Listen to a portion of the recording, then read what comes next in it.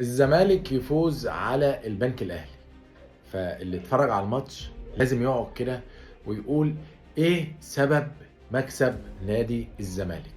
سبب مكسب نادي الزمالك حاجة بسيطة جدا.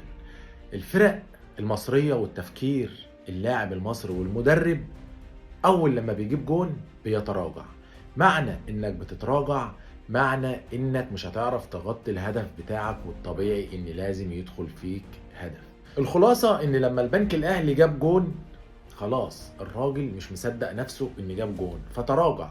فلما بيتراجع ورا الطبيعي ان فرقة هتهاجمك، الفرقة هتيجي تضغط عليك لانك انت اساسا رجعت ورا.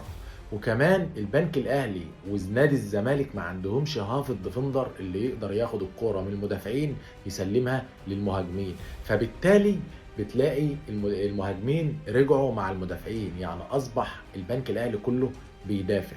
فالطبيعي ان هيجي في الكوره في العارضه، كوره من جنب العارضه، كوره هدف زي ما شفنا زيزو وشيكابالا تصويبات من بعيده، لان الدفاع اصلا بيبقى حاجب الرؤيه عن الحارس. كلام سهل جدا وكلام احنا شفناه، انا مش بجيب حاجه ولا بالف.